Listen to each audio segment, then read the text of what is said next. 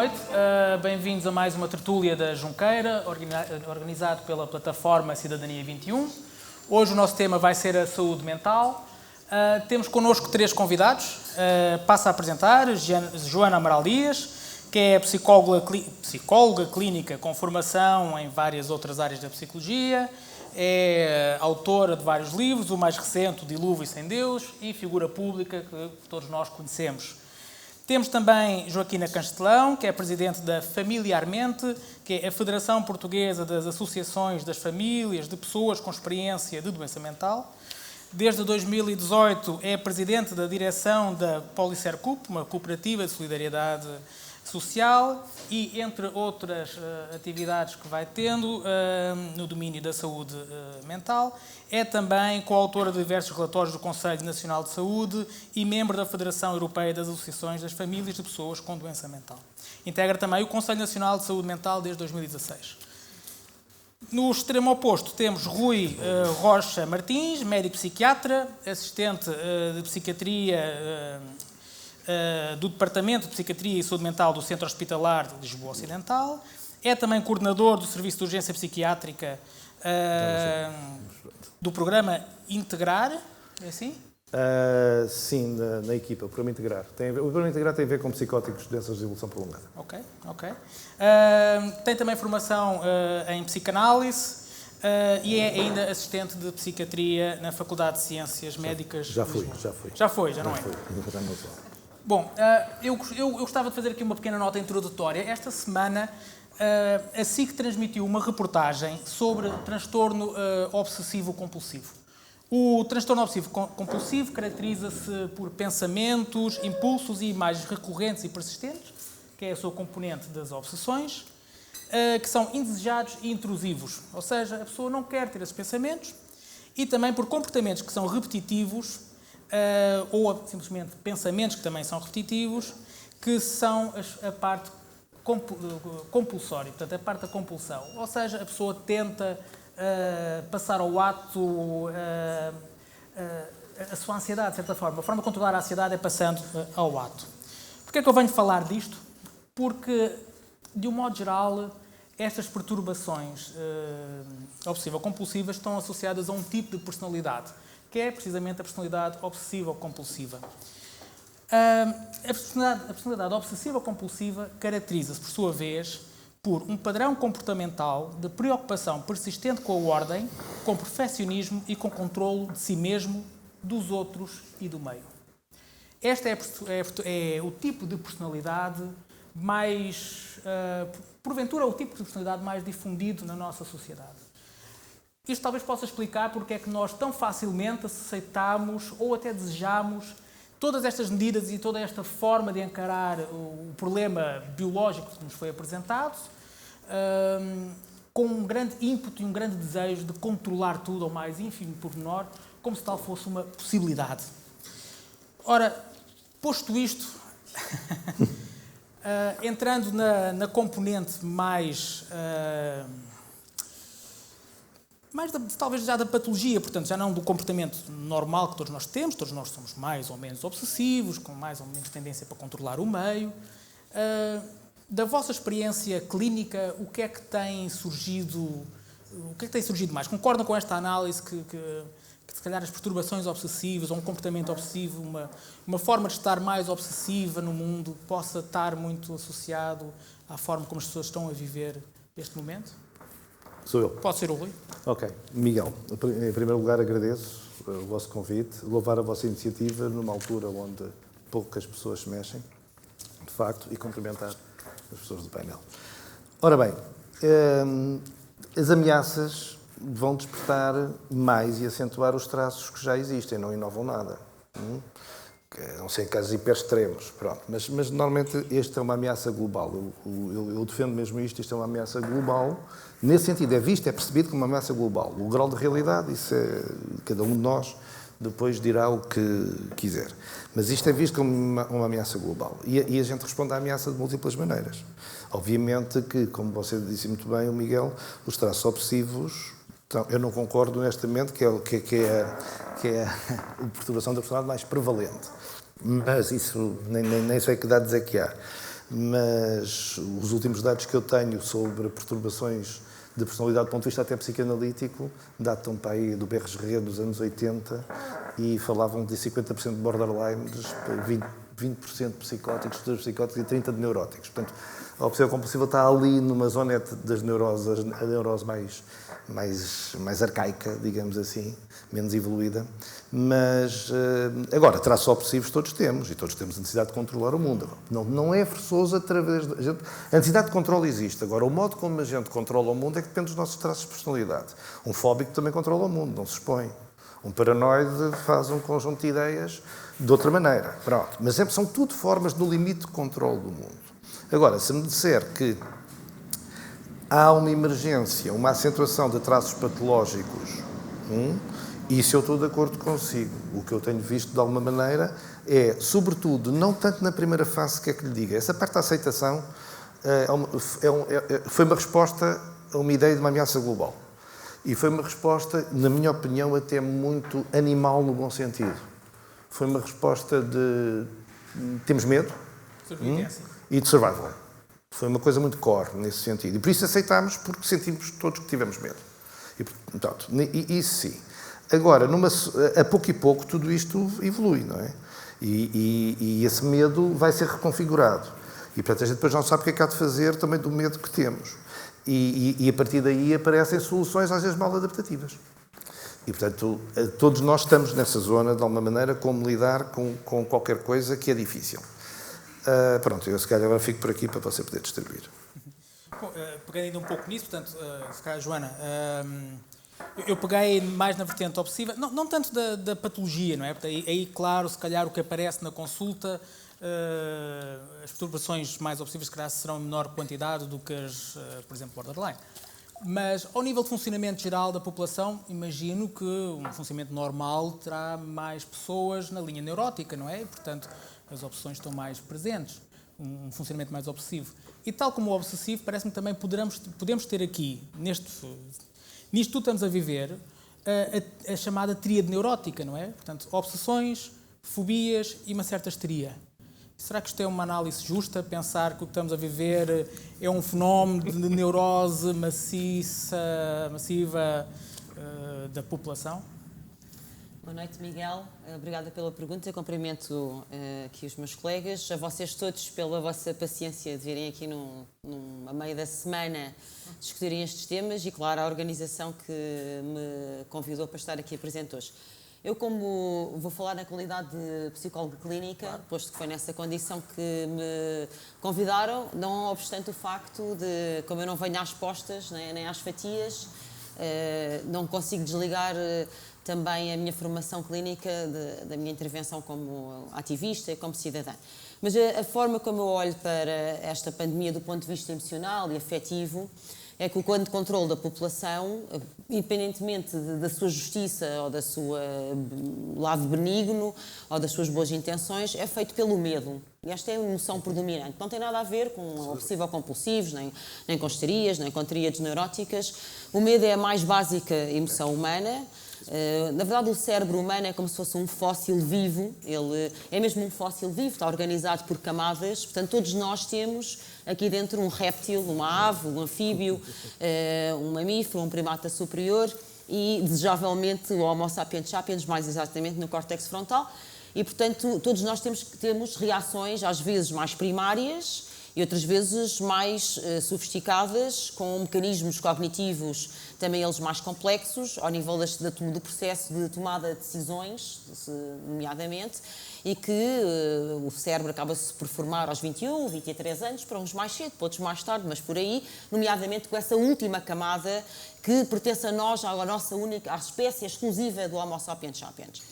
Mas, na verdade, nós podemos acionar, aliás, há fenómenos extraordinários, nomeadamente a visão cega, que nós conseguimos, mediante certos estímulos corretos, na neuropsicologia, acionar determinadas partes do cérebro, nomeadamente a parte reptílica ou outras partes mais primais.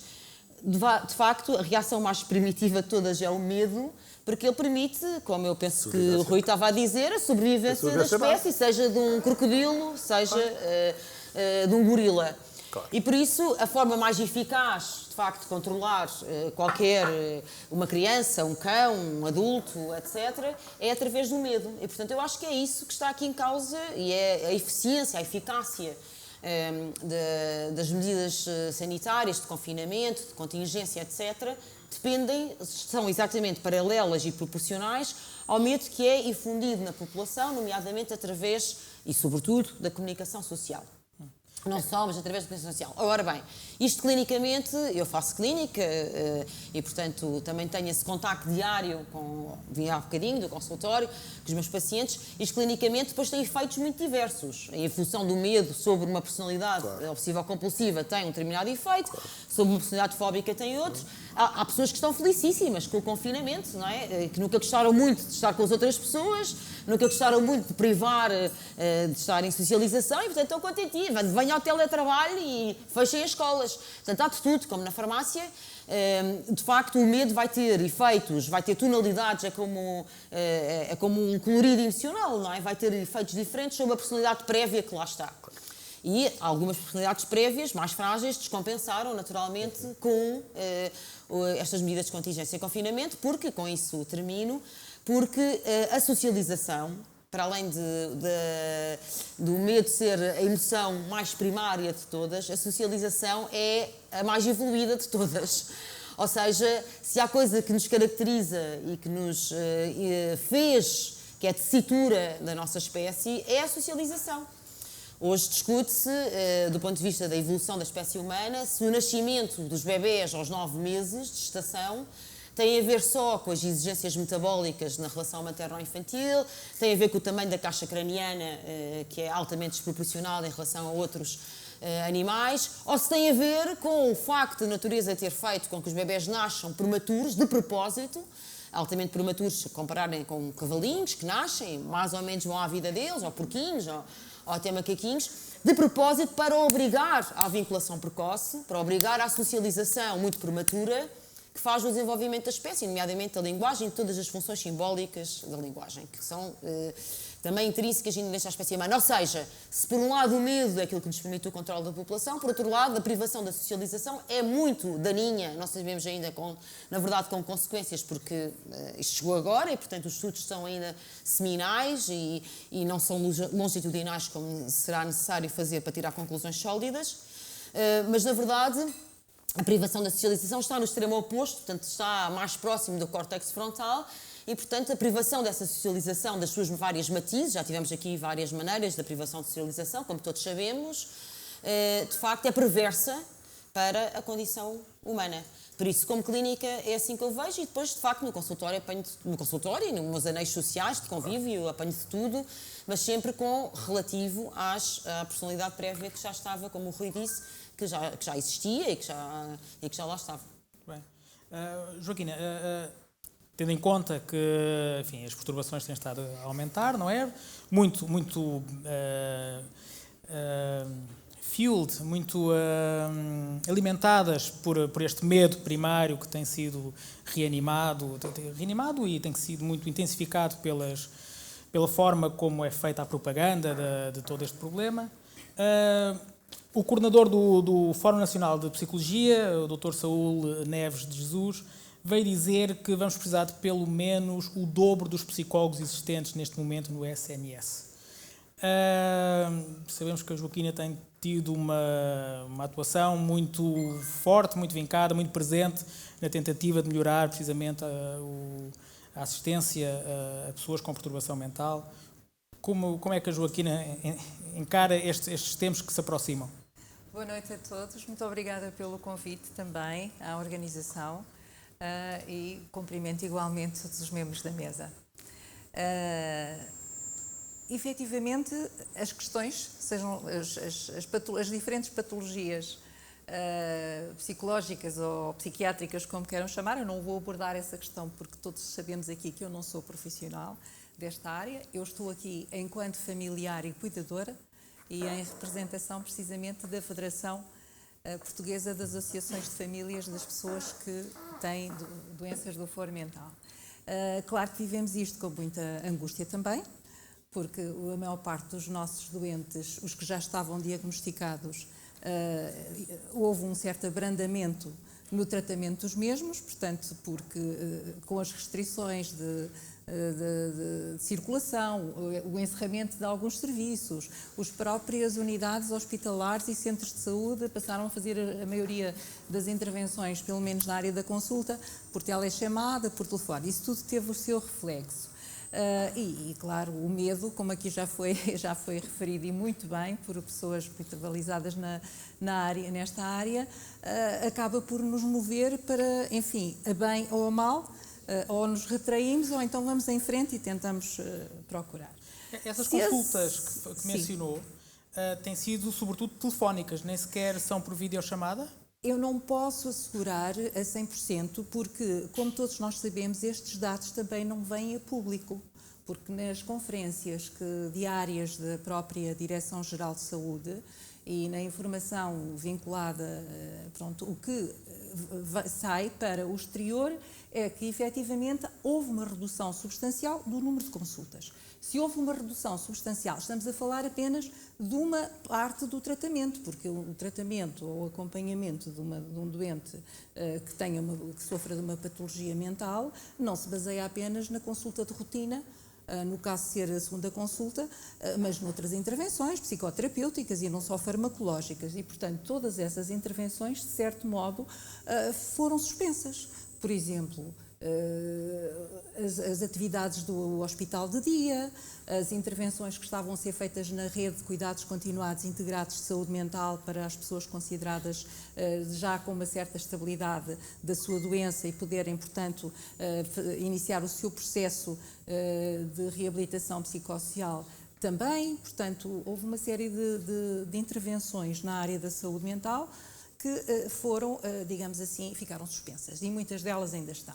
Relativamente às primeiras consultas, o problema agrava-se um bocadinho mais, porque, efetivamente, se há uma certa dificuldade em a população aceder aos cuidados primários, não é? Pronto, porque eu própria sinto, já tentei marcar 1 ou 2 vezes a consulta e o que me dizem é a agenda ainda não está aberta e portanto, a única hipótese quase é através de uma urgência. E nós, neste momento, com todo o medo que sentimos relativamente à pandemia e ao vírus e isso tudo, vamos nos retraindo e só vamos a uma consulta urgente em último caso, não é? E já quando estamos mal, por isso é que também a questão da mortalidade tem estado a aumentar sem se perceber muito bem porquê.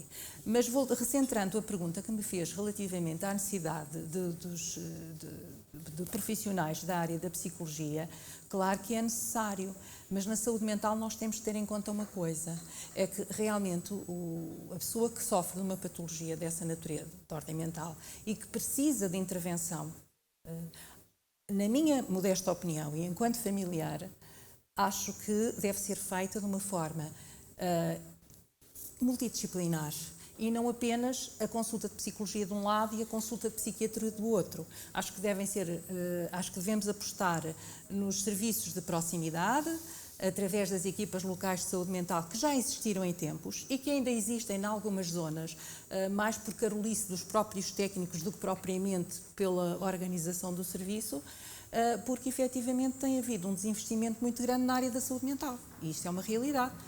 A saúde mental, como dizem, é o parente pobre da saúde e efetivamente o investimento não existe, porque não é uma especialidade que implique... aliás, os custos da saúde mental são irrisórios, comparativamente, por exemplo, com outras áreas da saúde, porque não temos meios de diagnóstico, não usamos blocos operatórios, enfim, há uma série de meios complementares e de saúde que, efetivamente, a saúde mental não tem tanta necessidade. E, portanto, há um desinvestimento muito grande. E, por outro lado, a própria estigmatização a que é sujeito a pessoa que sofre doença mental e também das suas famílias, faz com que, efetivamente, também as pessoas também não procurem o tratamento que deveriam procurar. Portanto, tem noção de quanto significativo foi a redução de consultas prestadas agora, nesta fase?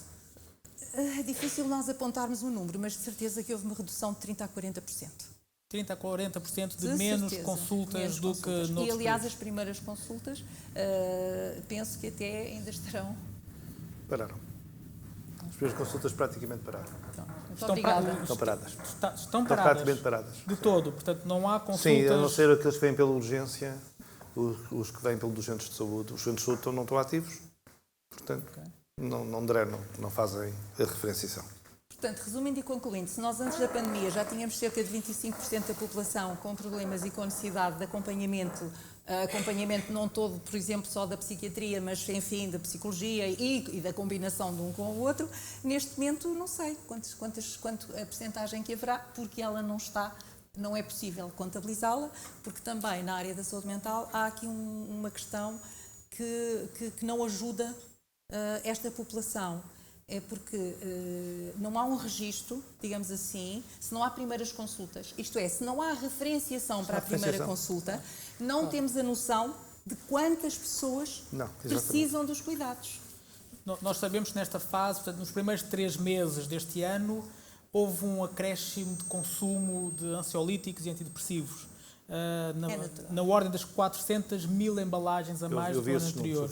Eu não sei o que é que eles entendem por embalagens, não sei se cada embalagem tem um comprimido ou se não, tem 10. Não, embalagem tem em média 30 a 60. 30 a 60 comprimidos, portanto, vezes 400.000.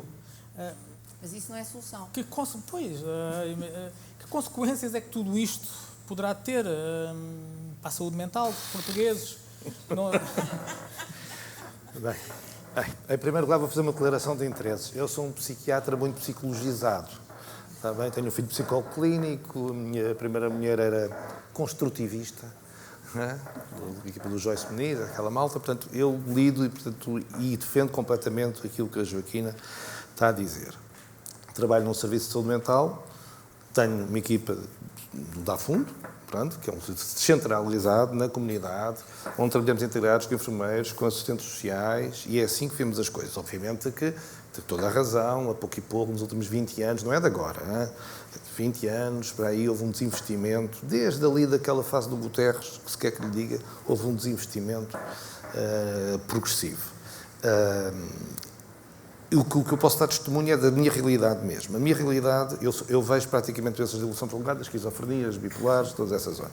E depois tenho a cargo o programa de gerontopsiquiatria. Curiosamente, as esquizofrenias, nunca ninguém ligou muito às esquizofrenias, mas não interessa, elas existem. Agora estão muito mais integradas do que alguma vez tiveram, porque há medicação também para isso e porque há uma perspectiva diferente, porque já não é considerada assim uma coisa tão complicada assim. Mas a verdade é que as esquizofrenias mantiveram-se estáveis e as afetivas, as psicoses afetivas também não vi, porque essas podem vir pelo serviço de urgência mais facilmente, não tem tanta referenciação pelo centro de saúde. A ansiedade de depressão é que a gente não apanha, quer dizer, no Estado, porque não há referenciação. No privado, a gente vê aparecer, mas no Estado não se vê aparecer. Depois, agora, a minha grande preocupação não são as esquizofrenias, porque eles estão estáveis, estão bem, eles aguentaram-se muito bem. Os meus, pelo menos, e não ouço falar de grande coisa. Aliás, o número de reinternamentos, curiosamente, baixou. Numa altura onde as equipas estão com menos consultas, o número de reinternamentos, curiosamente, baixou. Pode ser porque a teoria da conspiração deixou de ser teoria e passou a ser realidade? Não, tem a ver com uma coisa, curiosamente, são diferentes. Não é só isso, Jana. É que muito mais gente passou a recorrer, médicos começaram a adoptar os injetáveis de hipertensão prolongada. Claro. E porque como não veem as pessoas, e há uns 3 em 3 meses. Claro. E isto dá-lhes uma estabilidade, antes estávamos nos horários, agora é uma longa discussão. Pronto, mas isso é. Isso aconteceu. E, portanto, os que existem estão mais controlados, curiosamente. O que está a ser uma tragédia, na minha opinião, as depressões, mas eu não apanho, eu apanho-as no privado. São as demências. As demências. Ninguém vê velhinhos. Os velhinhos não vêm à consulta e ninguém os vê. São as demências. As demências, que há medicação para travar isto. Já não há uma grande evolução da medicação, nunca mais houve. Mas houve uma fase onde houve e estão cá no mercado. E não são maus os medicamentos para travar a demência, sobretudo o Alzheimer. E a mista, a demência mista, mas não vem à consulta. Portanto, eu nunca mais os vi, faço medicação porque os filhos não os trazem, por questão de proteção. Ou seja, provavelmente será a saúde mental A saúde mental do idoso isso eu acho que é uma tragédia. Já agora, só para reforçar completamente, concordo completamente com tudo o que foi dito, mas se quiser, depois eu próprio digo, acho que naquilo que a Joana estava a dizer, da dinâmica relacional, acho que há uma faixa etária que neste momento também está numa profunda crise, que é a adolescência. Acho que os adolescentes não têm... É uma altura de formação da sexualidade, dos afetos, de um conjunto de organização onde a convivência traz essa evolução estrutural e isso está pelos gostos da amargura. E esse impacto eu não sei o que é que vai dar. E eu começo a apanhar, e isso começa a apanhar no consultório, mas é no consultório, coisas graves ao nível da adolescência. O Público publicou ontem, dia 14, vários depoimentos de jovens, adolescentes. Um deles, com 17 anos, dizia o seguinte: agora comecei a sair mais de casa por causa da escola. Isso ajudou um pouco, porque o facto de ter de lidar todos os dias com o perigo de poder apanhar a doença foi um pouco mais normalizado. Adaptei-me melhor à situação. Eu pergunto-me, não teremos que, a dada altura, ter que aceitar a realidade deste vírus, desta situação e, enfim, correr o risco, assumir o risco? Porque parece-me que a alternativa será ficar em casa a deprimir. Joana? Não, o que essa declaração desse adolescente tem inclusa é a ideia de passar das aulas da telescola para a aula real, não é? Como aconteceu a muitas pessoas. E, na verdade, a telescola, o teletrabalho, as videochamadas, as videoconsultas, etc., não são uma solução. Podem ser um penso rápido, podem ser, enfim, uma alternativa temporária, mas não são uma solução. E muitos problemas também surgiram na sequência disso. Problemas graves. E estão a surgir problemas graves na sequência disso. Portanto, as videochamadas, sejam lá em que contexto forem, provocam muitos problemas. Primeiro porque o corpo está ausente. Não há presença e eu sei que uma certa nata e uma certa elite gostam muito desta ideia de corpo é uma coisa e a mente é outra, mas eu estou mais com o filósofo que a mente é a melhor ideia do corpo e por isso quando não há corpo não há comunicação e aliás passa-se uma coisa muito grave na comunicação digital. Nós não somos seres digitais, somos seres analógicos, que é uma dissonância cognitiva, porque nós quando estamos em videochamadas, ou em videoaulas, ou vídeo qualquer coisa, o nosso corpo, de facto, está num determinado contexto e a nossa cabeça, a nossa comunicação está noutro contexto.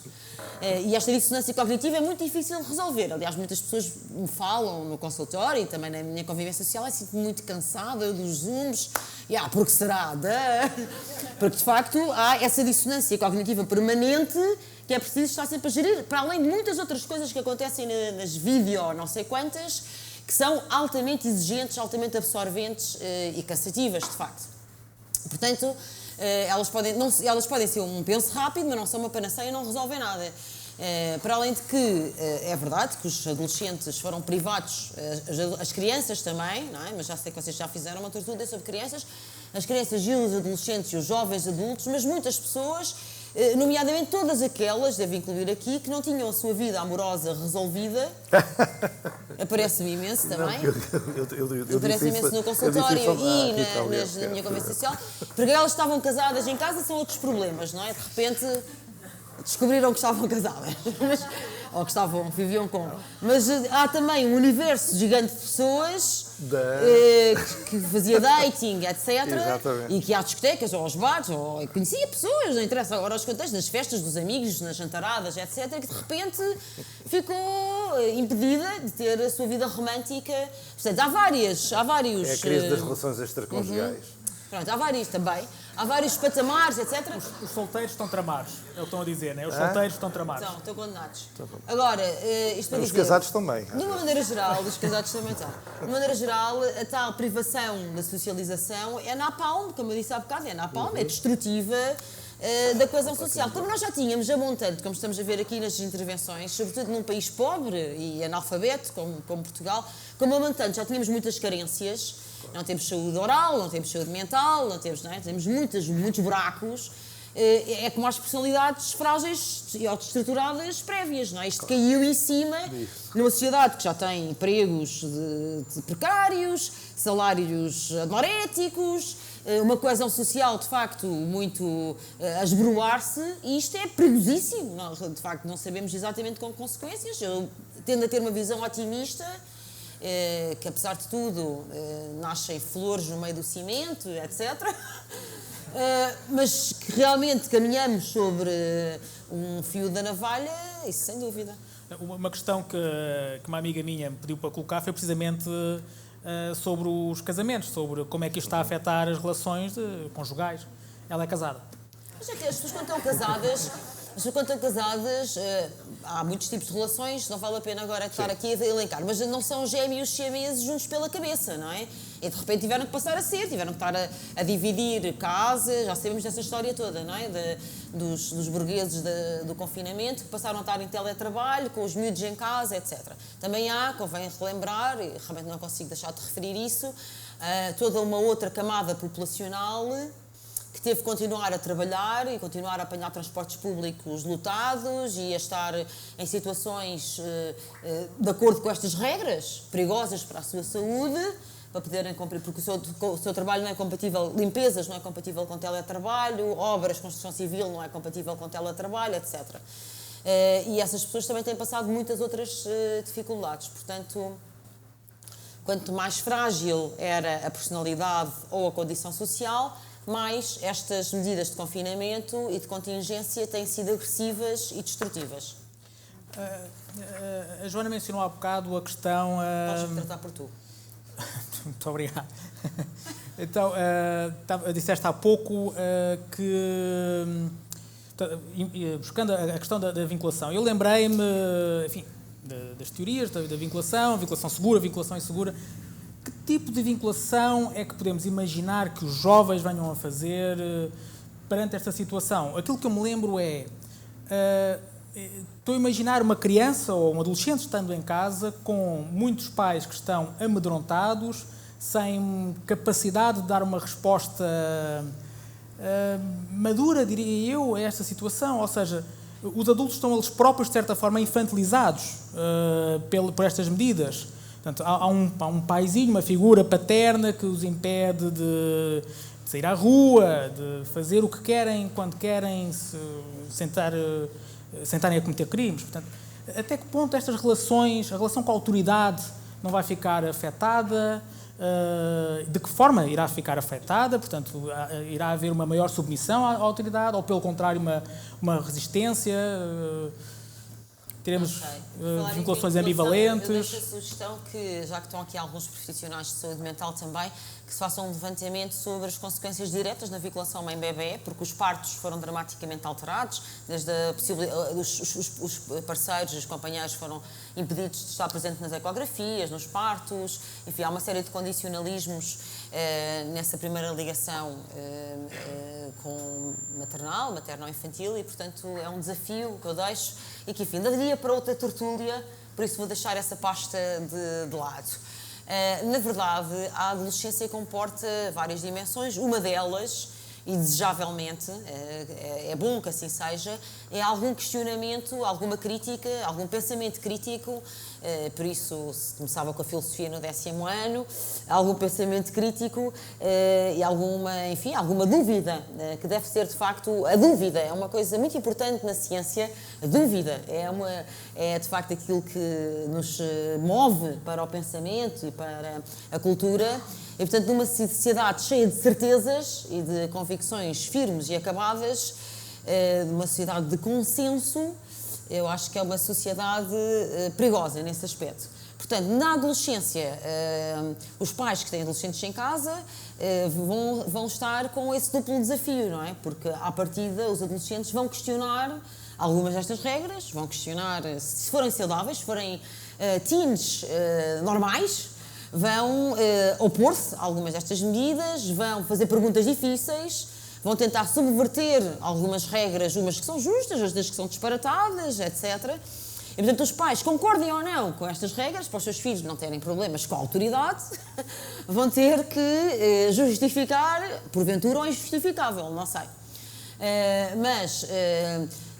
Como ainda não acabámos esta maratona, isto ainda vai a meio, ou um terço, não sei muito bem, vamos ver, porque se no fim desta maratona, isso é para responder à tua pergunta, Miguel, se no fim desta maratona se confirmar que muitas destas medidas, etc., por exemplo, No outro dia ouvi alguém dizer, ainda ninguém me explicou porque é que em março se mandaram para casa quando havia muito menos casos do que agora, etc. Ou seja, se no final isso se confirmar que houve coisas desproporcionais, exageradas, injustificadas, acho que sim, acho que a questão da autoridade pode estar em causa. Mas eu vejo mais isso como uma gestão difícil, diária, que os pais têm que fazer, nomeadamente impedindo os miúdos. Aliás, muitos deles têm sido já, nesta sociedade que se vai esboroando, não é? Que se vai dissolvendo, apontados, têm sido um dos grupos que andam aí de dedo em riste à procura do bode expiatório, não é?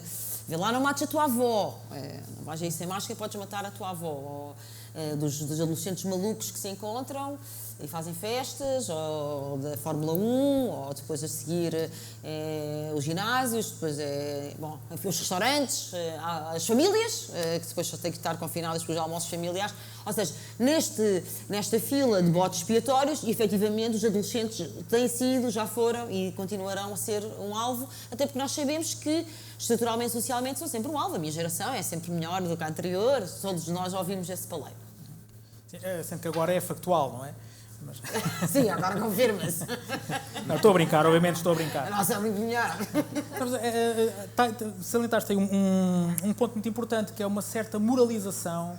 Há um moralismo por todo lado. Quer dizer, neste momento somos todos polícias uns dos outros, sabemos melhor como é que se deve viver ou deixar de viver. Portanto, para onde é que isto leva? Quer dizer, como é que toleramos isto? O que é que isto diz de nós?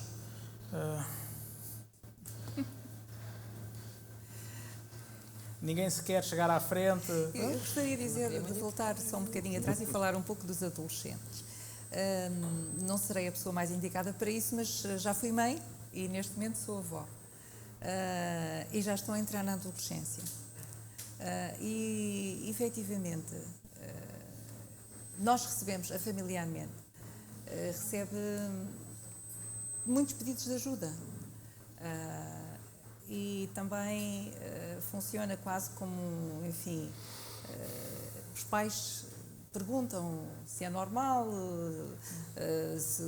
como é que hão de fazer e não sei quantos.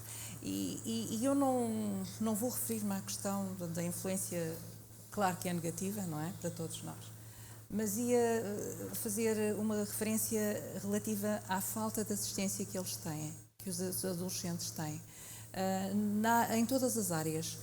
Na área da educação, na área da formação e, sobretudo, na área da saúde. Isto é muito importante, corpo são e mente sã, não é? E isso não é fácil de alcançar. E, a nível das nossas escolas, efetivamente, também não há um serviço de apoio aos alunos que possa dizer que consegue dar resposta a todos os alunos que a escola tem, e sim, aí a parte da psicologia acho que era muito importante, não funcionar apenas como orientação vocacional, mas também até para sinalizar adolescentes, crianças, jovens e crianças, a infância e a adolescência. Claro, nós não podemos pensar só nos jovens dos 15, 16 anos. Nós temos que pensar naqueles que têm 7, 8, 9 anos e que infelizmente às vezes em casa já têm problemas, porque enfim a família também eventualmente não será muito organizada e isso vai depois arrastando-se no tempo e quando chegarem à adolescência vão estar com situações mais graves e menos tolerância e menos capacidade até de apreensão dos estudos e isso tudo. Acho que era importante pensarmos numa forma realmente de promover a saúde e a saúde mental em ambiente escolar. Acho que era muito importante isso. Os programas que existem são muito poucos. E depois são programas que funcionam por projetos. Há dinheiro, faz-se agora. Termina o financiamento, termina o projeto. Há ali um corte radical. Portanto, não há uma sequência. E isto é muito importante, porque nós queremos que os homens e as mulheres da manhã sejam pessoas mais saudáveis a nível mental, saúde e bem-estar, que é muito importante isso. Temos que começar a fazer qualquer coisa nesse aspecto e não estamos a fazer. Agora, em tempos de pandemia, muito pior, não é? Pronto. Porque também os próprios professores com quem eles estão no dia-a-dia também são pessoas que estão temerosas. São seres humanos como qualquer um de nós, também têm medo. Nós ouvimos que também alguns não estão de baixa, portanto as crianças não têm aulas, quer dizer, mesmo para aqueles que vão à escola, há um certo abandono em termos globais. E eu acho que isso era. Acho que devíamos batalhar. Na escola? Sim, de escola para escola e isso tudo. E depois também aqui acho que falta realmente uns serviços devidamente estruturados de apoio à infância e à adolescência na área da promoção e da prevenção antes de chegar ao tratamento. Porque o que nós estamos a conseguir é que daqui a uns anitos, aos 17, 18, 19 anos, vão ali parar aos consultórios. Nesta fase não há claramente prevenção, nem possibilidade claro, de fazer essa prevenção. Mas é isso que eu referi. Nesta fase nós sabemos que estamos todos muito... A saúde está um bocadinho a descoberto, em todas as áreas. Mas, eventualmente, temos que pensar também como é que vamos resolver isto, porque esta situação vai se prolongar no tempo. E, Joaquim, quando são contactados por estas famílias que pedem ajuda, que tipo de conselho é que tendem a dar? Normalmente tentamos ver qual é a área de residência da pessoa e, de acordo com as instituições que nós sabemos que existem e respostas a nível do Serviço Nacional de Saúde, que infelizmente na área da infância e da adolescência, para a área da saúde mental, são muito poucas, mesmo muito poucas, são muito poucos os hospitais que existem a nível nacional. E neste momento estão ainda com os serviços mais condicionados, e os que imagino. existem... Pedopsiquiatria e geronto são dois parentes mal amados. Exatamente. E que lá está, que nesta altura ainda pior estão, não é? Claro. A geronto. Claro. É porque nós temos que pensar nesta questão, quer dizer, a organização dos serviços tem que ser da infância e adolescência para o adulto e o idoso, não é? Claro. Porque são, digamos assim, 3 faixas etárias, 3 grupos com necessidades um pouquinho diferentes, não é? Claro. E com, enfim, uns que vão começar a vida ativa, os que já estão na vida ativa e os que já não estão na vida ativa, mas que não se podem ser esquecidos, não é? Isso é aqui Parece-me haver aqui isto é difícil de contornar a situação quando estamos perante uma suposta ameaça de vida, não é? Um risco de vida, perante o qual tudo o resto é secundarizado, não é? Portanto, o que é que a pessoa comum nos diz? É que mais vale ficar com problemas mentais, não é? Ou de comportamento, seja lá o que for, e estar vivo. Não acha que é... Não tem ideia que é assim? É assim. Aliás, mais vale vivo e maluco do que são e morto, não é? Vivo e doente. Porque são e morto não existe. Não é só maluco, é doente. Pois, mas é que o problema é que associa-se a doença mental ao bobo da corte. Infelizmente, a sociedade em geral... O maluco não está tão mal assim, estamos aqui... O doente é que é chato. Desvaloriza-se. Tem a palavra maluca, que obviamente... Não, mas também estávamos nessa. Não, mas é verdade. Eu ainda hoje estava num Conselho Nacional de Saúde, na apresentação de um relatório, que era o relatório precisamente sobre participação pública em saúde, e houve um dos convidados que foi expressamente convidado para comentar, enfim, o relatório e a importância da participação pública em saúde, e no meio do discurso diz que o pessoal anda esquizofrénico. E eu, enquanto familiar, não é? Eu penso assim, mas as pessoas não têm a noção de que a esquizofrenia é uma doença. Ninguém... Isto é, a pessoa não é esquizofrénica porque quer. É porque, infelizmente, é uma doença, só que é uma doença da mente. E como é uma doença da mente, parece que é um tabu para a população em geral. Então é o bobo da corte, não é? Antigamente eram os bobos da corte. As pessoas eram quem faziam rir a corte.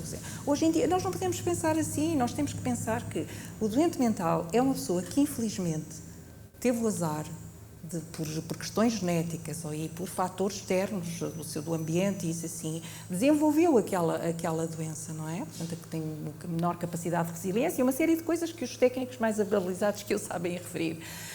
Mas tem que ser entendido como um doente, tal como é um doente orgânico, de uma doença orgânica ou funcional. E, infelizmente, em pleno século XXI, as coisas ainda não são entendidas dessa forma. Muito bem, total acordo. Não, total acordo. Desculpa, mas eu acho que é importante referirmos isto, porque se nós, em termos de sociedade, não começarmos a combater, a tentar esbater esta discriminação negativa... Eu gostava de chamar a atenção para o facto de que, em 2020, muitas pessoas, mesmo sem diagnóstico, até porque não vão à consulta... Não chegam a diagnóstico, coitados.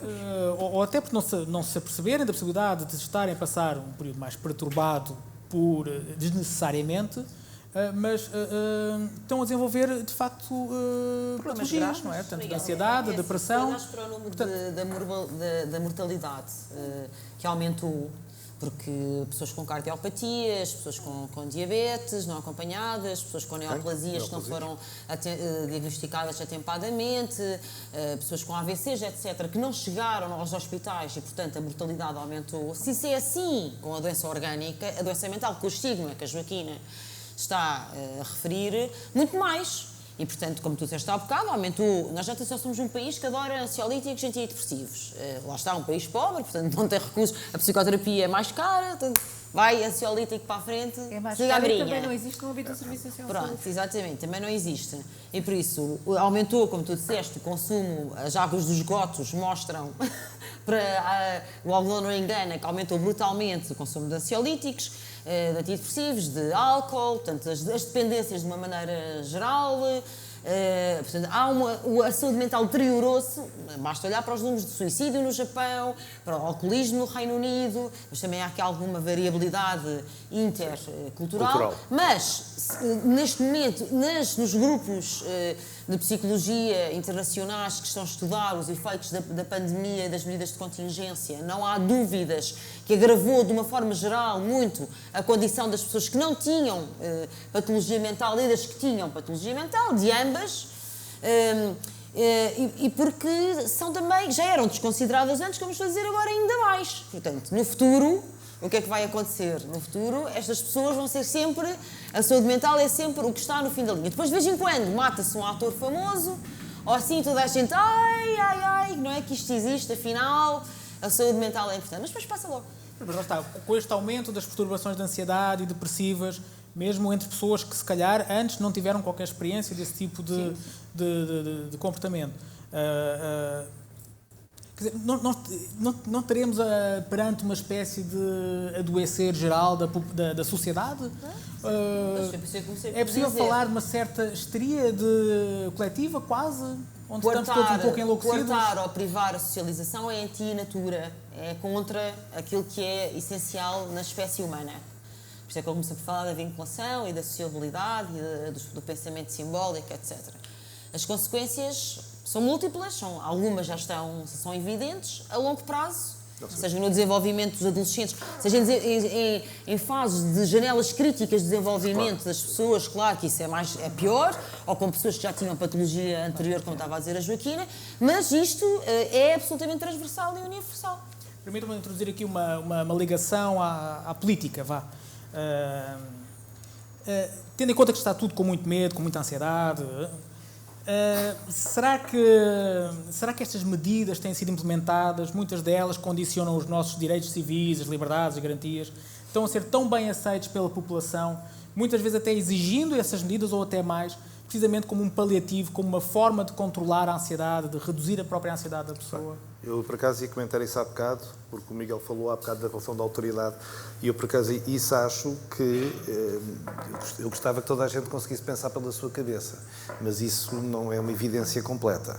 Pronto. E depois a malta... Pelo contrário. Portanto, a malta não desgosta de medidas de autoridade, isso porque nos alivia a ansiedade. Já não tem que pensar. Pronto, portanto, nesse sentido, há uma zona de submissão. Portanto, alivia a ansiedade, isso para mim é claro. Agora, e obviamente que isso vai ter consequências, porque neste momento é isto até pode parecer justificável, mas há de haver, e já está a haver, falou há bocado Miguel dos moralismos, não é? Está claro que o moralismo não vem só desta uniformização social, vem de múltiplas coisas, agora é outra conversa. Mas, de facto, as pessoas hoje pensam muito pouco. Tendo a oportunidade de pensar mais, pensam menos. Mas isto não é do Covid, isto acho que vem já um bocadinho há mais tempo. É que parece haver um conformismo, uma submissão, uma obediência, a crítica a tudo isto que está a acontecer. Experiências seminais que se dá no segundo ano de Psicologia, do Milgram, do Sheriff, etc., mostram que as pessoas, a maior parte das pessoas submete-se, como estava a dizer o Rui, à autoridade, o efeito da autoridade, as pessoas são capazes de fazer coisas incríveis porque alguém apareceu fardado. E quando alguém aparece fardado, e fardado, simbolicamente ou concretamente, e diz que as coisas são assim, a maior parte das pessoas tende a achar que são assim, mesmo contra todas as evidências. Experiências como dizer, o segmento de reta A é mais pequeno que o B, e se a autoridade ou a influência, a pressão do grupo diz o contrário, a maior parte das pessoas, 70%, 80%, 90% das pessoas, amocha. E, portanto, normalmente, em circunstâncias normais, fora pandemia, não é preciso nenhuma pandemia. Não é preciso nenhuma pandemia. Não é preciso nenhuma pandemia. Fora da pandemia, 80% das pessoas amocham, mesmo que seja evidente que a autoridade ou que o grupo não tem razão. Em contexto de pandemia, com o medo e com a tal instinto de sobrevivência, é natural que isso aconteça, independente. Eu não volto a dizer, aqui eu não estou a discutir aqui se as medidas são proporcionais, se não são, etc. Sim. Estamos a falar das coisas como elas nos foram apresentadas a todos e como elas têm sido postas a todos nós. E realmente a maior parte das pessoas tende a amochar e mesmo que algumas pessoas, há uma pequena porcentagem que intimamente mantém a convicção de que aquilo não faz sentido, mas cala-se. E vocês sentem alguma diferença na forma como se lida com esta situação ao nível da literacia de cada pessoa? Ou seja, se o grau de literacia faz com que a pessoa seja mais ou menos contestatária, mais ou menos submissa, mais ou menos... Que o medo tenha desenvolvido mais. É mais o medo. O medo e a culpa também, não é? Porque é Sim, mais a o culpa medo. em relação aos idosos, isso é uma questão aqui da culpa de facto, mas acho que concordo com o Joana, tem mais a ver com Repare, outra forma de literacia, que é a construção de uma identidade própria. É outra forma de literacia. Literacia emocional, identitária. Capacidade de lidar com emoções difíceis. Eu penso que a maior parte da população sente um certo desnorte das orientações e dos estados de emergência e de calamidade, porque podemos não ser grandes especialistas nesta área, mas não percebemos porque é que hoje é de uma maneira e amanhã de outra, quando, por exemplo, hoje, neste momento, temos mais casos do que tínhamos em março, por exemplo, como aqui já foi referido. Mas o medo de contrair a doença, e não, eu penso que não é bem só o medo de contrair a doença, é o saber que se a contrair não tem acesso a cuidados de saúde atempadamente. Penso que é mais isso, que as pessoas... eu falo por mim, quer dizer, não é... Mas é um pouco falsa a questão, porque quer dizer... Porque, não é. É que, pelos vistos, não têm acesso aos serviços agora por causa das medidas. Portanto, mais dificilmente terão acesso aos serviços se tiverem um outro tipo de problema do que se tiverem Covid. É uma questão. Reparem, nós temos que ser realistas.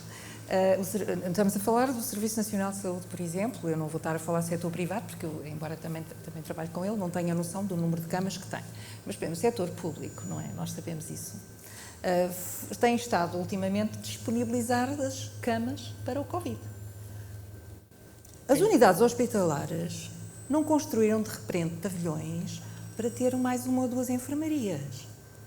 O que aconteceu é que são reduzidas camas noutras áreas da saúde, com implicação depois nas patologias que eventualmente as pessoas tenham, cardiologia, obstetrícia, todas as outras áreas, medicina geral, para pôr à disposição do Covid.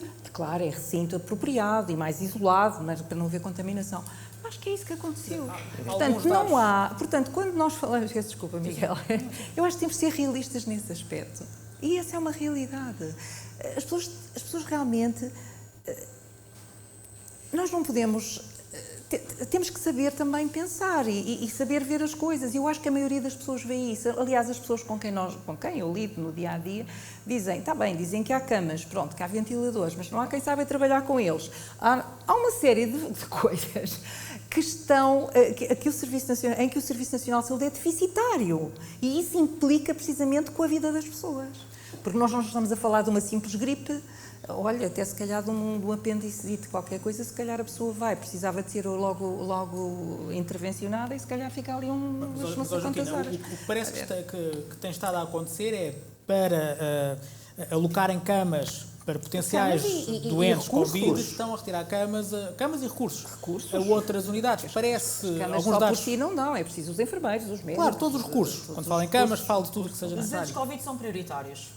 É basicamente isso. Basicamente é isto que se passa. Ao ponto, parece, dizem alguns dados, que este é o ano onde houve menos internamentos até hoje no Serviço Nacional de Saúde. Porquê? Sim, mas faz sentido. Sim. Faz sentido por causa do acesso. A ala Covid pode estar muito cheia, mas os outros serviços têm uma quebra substancial no número de internamentos. Mas há menos médicos que foram alocados. Há as milhões de consultas que não foram feitas, não é? Portanto, deixa-me dizer uma coisa. E há a hospitalização domiciliária, peço desculpa, em que é posto em cima dos ombros da família toda a responsabilidade, independentemente de ter ou não ter condições para o fazer. isto também tem que ser, também é uma realidade. É que se calhar não toca aqui a nós que estamos nesta mesa, mas toca a muitas pessoas.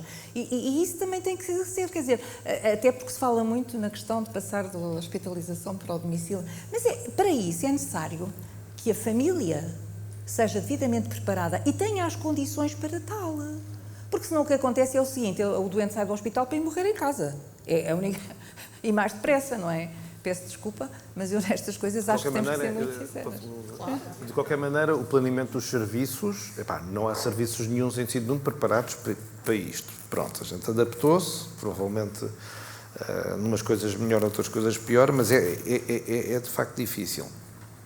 Agora, temos é que aproveitar também muito bem os recursos que temos. E uma coisa que por acaso que a Joaquina disse há bocado, que é uma pena de facto, que é os programas que existem, isso eu queria deixar os programas que existem dependem muito das pessoas enquanto eles investem neles, não são absorvidos pelas instituições como estratégia institucional. Portanto, alguém abre uma consulta de pressão resistente, faz de conta, e depois vai-se embora e a consulta desaparece. Pronto, portanto, dependem muito de programas, coisas. Outra coisa que eu queria referir, é que não sei se as pessoas têm um bocadinho a noção disto, mas faz-se neste momento eutanásia nos hospitais, quer dizer, escolhe-se quem vive e quem morre, já. Portanto, não há recursos para salvar toda a gente. Mas isso é uma novidade. Isso não é algo que aconteceu sempre. Não é uma novidade, mas aconteceu sempre. Mas está a acontecer mais. Claro. Mas aconteceu sempre. Situações mais residuais, não é? Antigamente.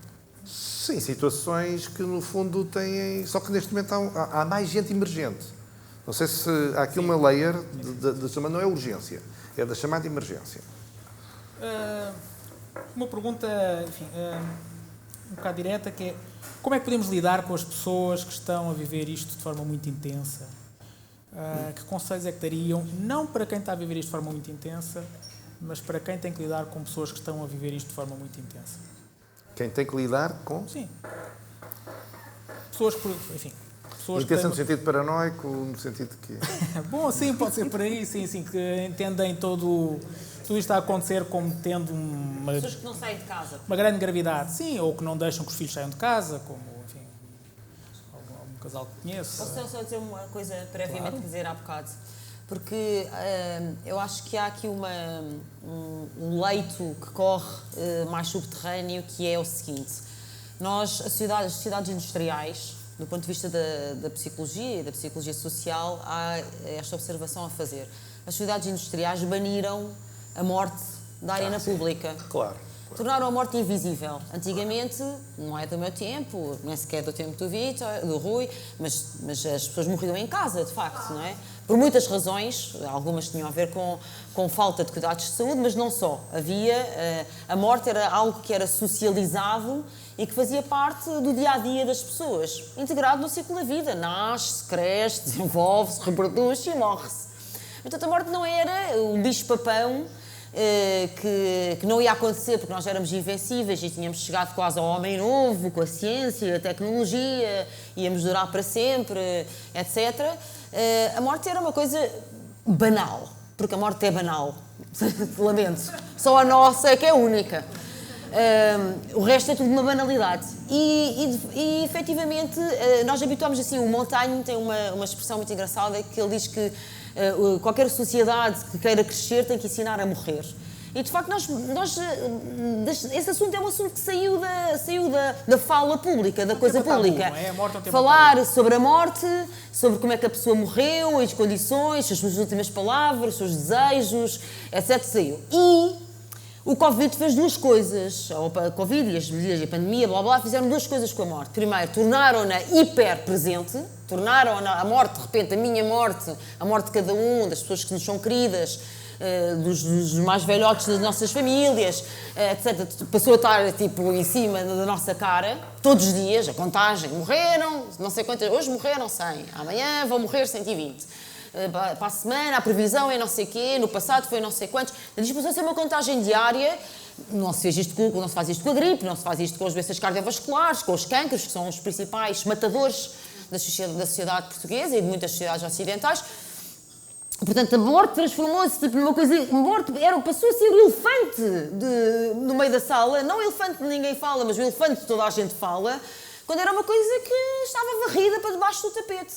E isso é uma transformação radical. Acresce a isto uma outra camada, que é, há bocado eu referi tangencialmente a questão dos rituais do nascimento, como eles estão comprometidos com as medidas de contingência e de confinamento, mas os rituais da morte nem se fala. Os rituais da despedida das pessoas, dos velórios, dos enterros, etc., que são extremamente importantes da organização psíquica e mental para o luto, também não vou perorar sobre isso, mas são muito importantes, efetivamente, não só individualmente ou familiarmente, mas também no coletivo social, estão absolutamente comprometidos. Portanto, este elemento da morte como um hiperreal é muito importante e também transformador da sociedade para pior. O que estás a dizer, de certa forma, é que, como que a dimensão trágica da vida parece que tem estado anulada da nossa cultura, da nossa sociedade. Tipo, não queremos aceitar essa vertente de que nem tudo é bom e às vezes vêm coisas más olha, e é não assim, tem que ser. Entre a morte ser invisível e ser um assunto que parecia que não existia das nossas vidas praticamente e tornar-se um videojogo, eu prefiro a primeira. São as duas más, mas eu prefiro a primeira. Bom, eu esgotei as minhas notas e, portanto, vou abrir o espaço às perguntas. Se alguém quiser fazer algum... Peço, por favor, que façam perguntas, evitem comentários, sejam breves. Temos aqui uma pessoa. Sejam breves para podermos dar voz ao maior número possível de pessoas. Desculpem estar de costas. Já temos para aí 25 mãos no ar. Tá? Não. Vamos começar por onde? Vamos ali pelo... Não nos tiram nenhuma. Está a funcionar? Mas eu gosto Boa noite. das minhas. Um selfie. Falou-se... Peço desculpa, boa noite. Falou-se de vários faixas etárias, falámos das pessoas mais idosas, que é um problema. Falámos também dos adolescentes. Mas também acho que há um tema que gostava também de ouvir a vossa opinião sobre um grupo de pessoas que também não se falou muito. Estamos a falar das crianças pequeninas. Estamos a falar das crianças... Porque houve uma tertúlia de crianças a semana passada. Pronto, ok, tudo bem. Mas nós vemos, ou pelo menos eu vejo, e preocupa-me imenso, porque também tenho crianças pequeninas, portanto, e convivo isso todos os dias, como é que será o futuro delas, crianças a viver nesta redoma, de um momento para o outro, enquanto um adolescente ou um adulto ou um idoso já viveu, tem a experiência do passado, uma criança nasce neste ambiente em que é álcool gel, tem que andar de máscara, ou vê os outros de máscara, vê educadores com máscara, e a parte de contacto visual com uma cara de uma pessoa é fundamental, especialmente nos primeiros anos de vida, especialmente uma criança que está a aprender. Como é que vemos isso no futuro? Porque estas crianças nasceram neste ambiente quase estéril, de desinfecção, e ainda por cima, pior de tudo, e é uma realidade, as crianças neste problema não correm risco nenhum, zero. E nós criámos a ideia, pior ainda, que para além de poderem ser vetores, e isso foi uma ideia criada no início, que podem matar os avós, podem matar as pessoas à volta. Como é que damos a volta a isto? Eu gostava de ouvir a vossa opinião. Mas esta questão da culpabilidade é uma coisa... Enfim. Bem, eu queria dizer uma coisa, concordo com o que disse, mas eu por acaso aqui, mais uma vez, acho que o Covid acentuou uma coisa, mas as sociedades industriais e pós-industriais também levaram, nos últimos anos, a um grande protecionismo das crianças. As crianças não brincam na rua, não andam à trolha, não se podem, não pedradas nos candeeiros, não fazem coisas dessas, pronto. Não é? E, portanto, há uma liofilização das crianças já há muito tempo. Até porque a malta começou a gostar dos filhos, que é uma coisa que não estava escrito completamente. A relação era de outra maneira. E a gente projeta muitas nossas necessidades narcísicas hoje nos filhos. Pronto, portanto, e corremos muito poucos riscos com os filhos. Muitos poucos riscos. Pronto. É? Porque também lá está é o problema da morte de antes. Perder filhos era natural. Hoje não. Pronto, e portanto isto também é uma construção que vai, agora isso acentuou. Claramente, não sei dizer, é um trabalho dos pais, os pais é que têm cabeça, agora os pais já não deixavam os filhos brincar na rua, quer dizer... Outra questão? Sim. Começando agora pelo fim, e por causa do que estava a dizer, eu acho que as crianças têm uma capacidade de adaptação imensa. O principal vínculo da criança são os pais. E aí, por isso que vocês falavam da adolescência, quem sofreu mais com isto foram os adolescentes, porque o que é suposto o adolescente fazer não é confinar-se com os pais, pelo contrário, eles precisam é de se afastar dos pais. Vem a sexualidade, vem a agressividade, têm que se afastar. Portanto, com o confinamento, eu lembro-me de vários adolescentes dizerem eu gosto muito de ti, aos pais, mas eu preciso de me afastar. E muitos fugiam até quase de casa. As crianças não. Quais é que foram as crianças que sofreram? Aquelas que tinham famílias destruturadas e que muitas vezes nós sabemos, como vem na comunicação social, que foram vítimas de violência doméstica, de maus tratos, etc. Bom, e incrível, vemos os miúdos entrar na escola, dar logo a testa para medir a febre, dar logo as mãozinhas, e eles são completamente versáteis. Agora, eu queria pegar só numa questão, pegando a questão que a Joana falou no início sobre o medo. É que há uma característica desta pandemia para além do medo e do medo da morte, que é o desconhecido. Por exemplo, nas guerras as pessoas reagem de maneira diferente. E o desconhecido, tal como nós, quando olhamos para as nuvens e tem uma forma abstrata, temos uma tendência a dar uma forma, não é? Atribuir um sentido. Nós atribuímos sentidos às coisas desconhecidas e usamos para isso aquilo que nós somos. É a nossa problemática. Portanto, basicamente, eu acho que o grande efeito sobre a saúde mental foi a 2 níveis. Ou por questões da realidade. Quando se fica sem emprego, quando não tem que se comer, quando se fica completamente isolado, sem poder estar com os outros, quando se tem famílias estruturadas, quando se tem um casamento estruturado que de repente está ali e não há forma de escapar para outros lados, são as questões do real. E depois temos as questões do fantasma. E como bem disseram, por exemplo, os fóbicos, não é? Também falaram disto, muitos fóbicos ficaram contentíssimos de não ter que ir socializar. Muitos obsessivos, falou no obsessivo também, muitos obsessivos até ficaram tranquilos, porque afinal, lavar as mãos 10 vezes é importante. Pronto. E depois temos os paranoides. Tinham razão. Depois temos os paranoides, não é? E aqui temos 2 tipos de paranoia. E agora eu vou ser um bocadinho provocadora, não é? É a paranoia de que o vírus está por todo lado, não posso tocar em lado nenhum, eu tenho que lavar as compras 10 vezes, não é? E temos a paranoia de achar que há teorias da conspiração e que nos vão injetar chips, não é? Pronto. Portanto, são reações a 2 níveis, porque o que é mais difícil nisto tudo é estar na incerteza. E eu acho que é assim, mas se calhar não é. É a dúvida. A dúvida que é difícil. Killer, a dúvida, não é? Mas não tem que ser. E a pergunta? Não, é um comentário. Isto é um comentário. Bom, tinha mais umas coisas para dizer, mas... Foi um bom comentário. Outra... Agora uma pergunta. Alguém tem... Ao menos que algum de vós queira comentar também. Disse. Sim. Eu concordo com essa distinção. Eu hoje, acho que foi com o Miguel que eu falei, ao telefone, e eu lembrei, este é de facto um inimigo um bocado invisível, que acontece por qualquer lado. E há na literatura 2 tipos de terror, o terror com nome e o terror sem nome. O terror dos monstros e não sei o quê. E eu lembrei-me, quem leu o H.P. Lovecraft, isto é um terror sem nome, Lovecraftiano. E isto, a mente não se está bem com isto, que a gente contra inimigos, a gente luta contra inimigos. E isto entra numa zona de um certo vazio mental, quase que eu diria pré-psicótico, desorganizador. Pronto, nesse sentido. É o que eu... A minha filha de 4 anos diz sempre, sabes qual é o poder do coronavírus? É ser invisível. Pois é. Mas a verdade é que o maior desconhecido que nós temos todos, e a maior dúvida que todos temos, é quando é que é e como é que é a nossa morte. O maior desconhecido é a morte. Portanto, as 2 coisas são indissociáveis, não é? E a sociedade sem dúvidas e sem certezas, e que não fomenta o pensamento crítico, e a incerteza, etc., isso era uma coisa que já vinha anteriormente, de facto. Agora ficou hiper exponenciada. Muito bem, um comentário que deriva numa pergunta. Portanto, antes da pandemia já está identificada a epidemia do século XXI, que era a solidão.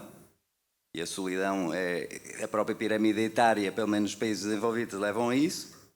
E, portanto, isto com este fator, tudo isso é extremado, não é? Portanto, as pessoas distanciam-se, o próprio trabalhar de casa leva a que as pessoas, portanto, não estabeleçam aquelas relações que estabelecem no trabalho e, portanto, isto vai ter de ser tudo potenciado. Portanto, tudo isto são evidências, estaremos todos de acordo.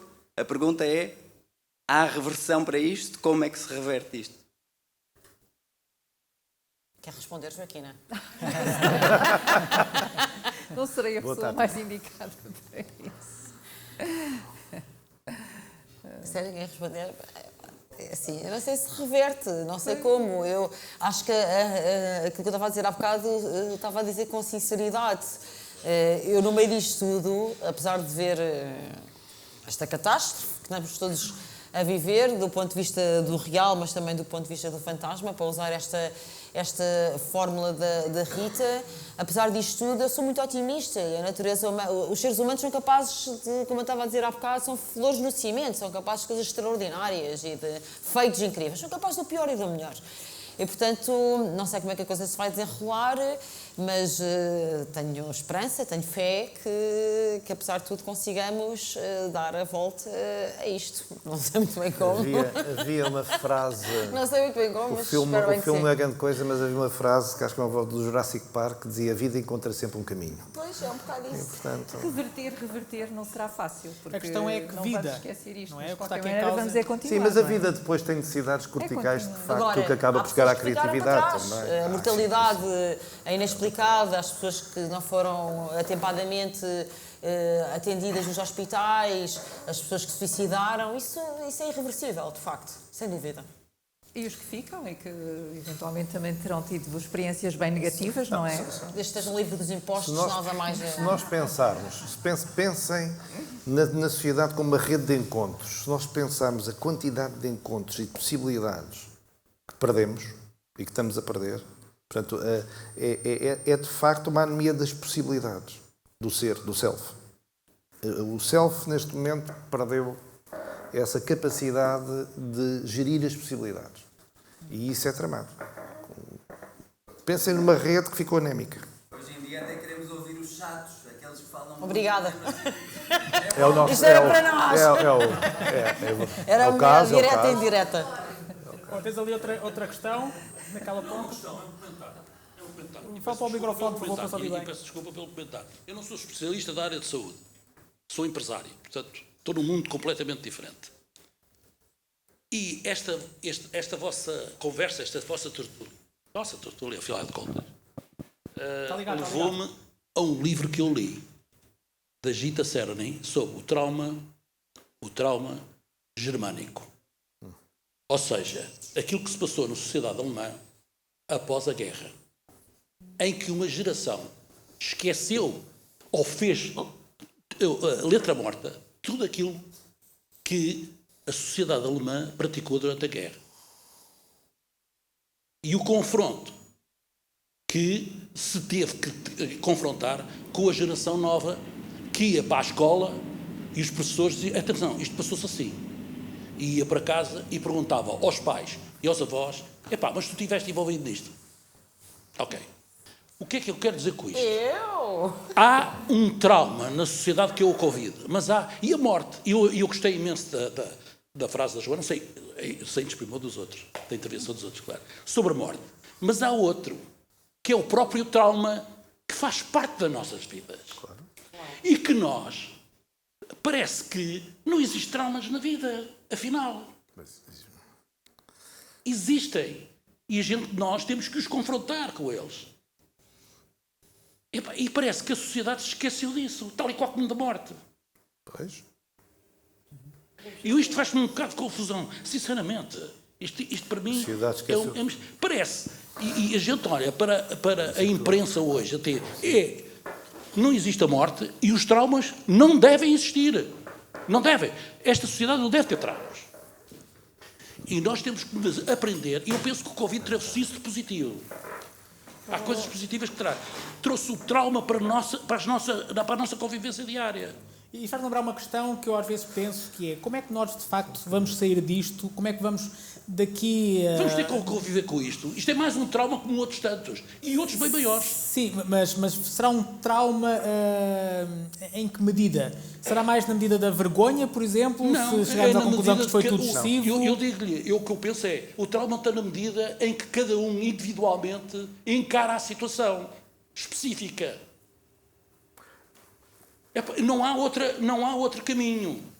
É evidente que nós individualmente somos influenciados por tudo aquilo que está à nossa volta, no dia-a-dia. E não podemos fugir disso. Agora, somos nós que temos que ter a capacidade individual de poder reagir a essa situação. Se não formos por esse caminho, não arranjamos solução. Não temos solução. Até porque a política não nos ajuda. Não, a política pode nos ajudar na medida em que a gente encarar a política como uma situação que não está ali para ajudar.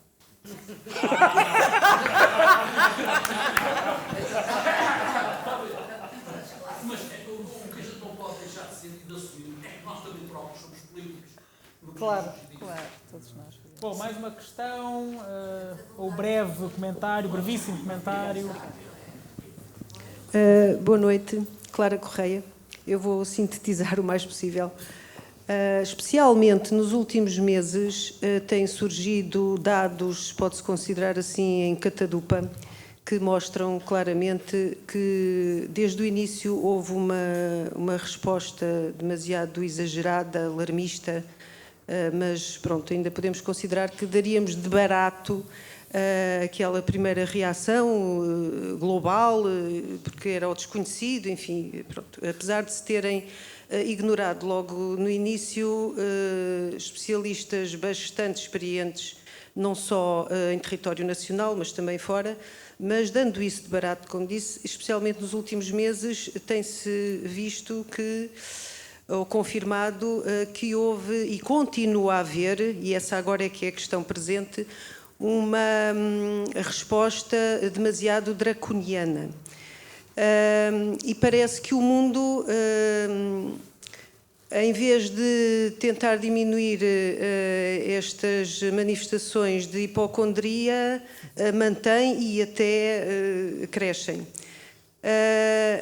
Além deste traço de hipocondria global, de uma maneira geral, portanto, isto entra nas nossas vidas, como já foi dito, põe em causa até as constituições de cada país, e há aqui gente da lei que poderia desenvolver muito mais essa vertente. Que traços de personalidade, neste caso política, pessoal também, não é? Porque por trás de um político há uma pessoa, como é óbvio, é que poderão associar-se a este fenómeno e que parece que contagia facilmente todos os governantes, ou quase todos, sem ter que entrar depois por teorias, exatamente, sem ter que entrar por teorias. Que outros traços de personalidade é que poderão... o poder, o gosto pelo poder está tomado de uma forma... Enfim, já vista na história, é verdade, mas que ficou de muito má memória, não é? Como nós sabemos. Será mais uma situação que ficará na história por muito má memória, de gosto pelo poder e por todas as consequências que, como se constatou também na história, depois vieram atrás. Que outros traços de personalidade é que podem estar por trás desta surdez, dados que agora caem, podemos considerar, e que mostram que isto está a ser muito exagerado? Outra vez para a Joaquina. Eu não sou a pessoa mais indicada para falar sobre essa questão, mas como referiu há bocadinho, todos nós temos um pouquinho também, temos um pouco de loucura, temos um pouco, enfim, somos um pouco de tudo, não é? Eventualmente haverá uns com uma personalidade mais vincada para determinadas áreas que para outras, há pessoas que realmente gostam de mandar, há quem goste de obedecer, há quem goste de desobedecer. Isto é assim um pouco complicado. Eu não sinceramente, claro que nós sentimos que nos parece, na minha modesta opinião, que há determinadas normas e regras que poderão não nos fazer muito sentido. E questionamos, mas há um ditado que diz: manda quem pode, obedece quem deve. Portanto, penso que estamos assim nessa fase. Se me permitem, eu faria um breve comentário. Eu não sei se terá a ver com questões de personalidade propriamente dita, mas se calhar de ocupar determinadas posições Não iria tanto para... Bom, sim, também de certa forma, mas quer dizer, há responsabilidades. As pessoas assumem determinados cargos e têm que dar respostas, não é? E, enfim, por vezes têm que responder como julgam que os outros querem que eles respondam, mesmo que isso não esteja de acordo com aquilo que eles próprios podem acreditar. Portanto, há uma difusão da responsabilidade, um pouco como aqui foi invocado naquelas experiências psicológicas que já foram feitas ao longo da década de 50, 60, 70, onde as pessoas, se puderem se desresponsabilizar, provavelmente esse é o caminho que vão seguir. Vão dizer, eu só estava a fazer o meu trabalho, não tínhamos mais informação. Isso é no pós-fase. Faz os julgamentos paralelos. Só obedecia ordens. Mas na altura também é o que fazem. Por Agora não é o que está a ser feito. Aliás, vai-se à rua e as pessoas estão todas loucas.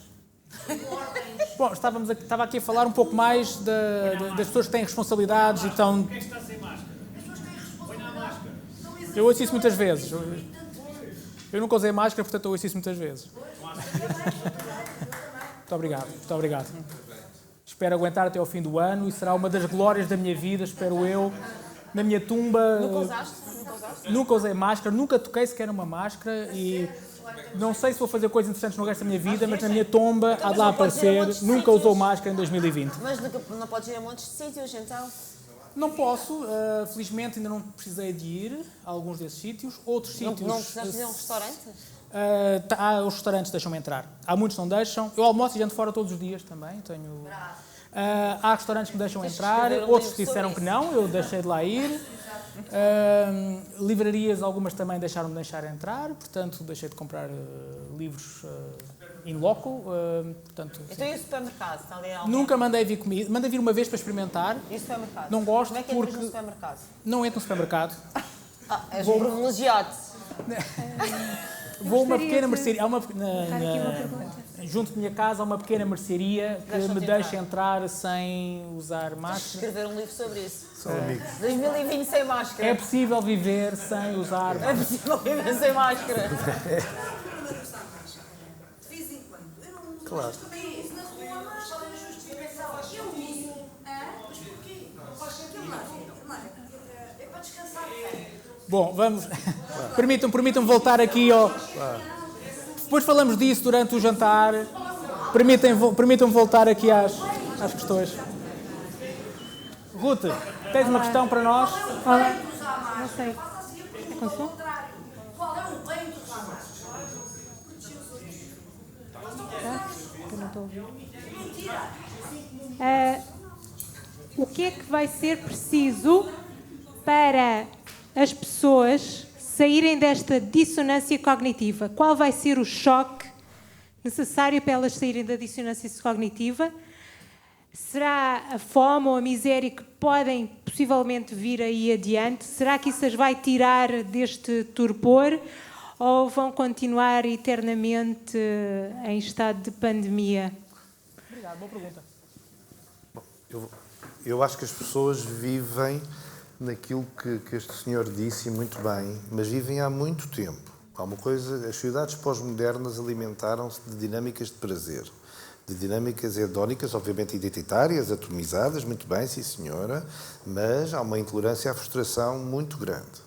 Portanto, foi banida coisas, não só a morte, a ideia de conflito. Claro. A ideia de dialética. Da dúvida, o que for. A incerteza, a frustração, as dinâmicas do real, os limites do real. A vida não é como eu quero. Coisas assim. Pronto. Mas isto é Isso é outro ponto. É curioso. Isso é outro ponto. Não, isso não é exatamente assim. Não. A pergunta é, o que é problema... preciso para a sociedade sair deste torpor? O outro choque... O que permite à sociedade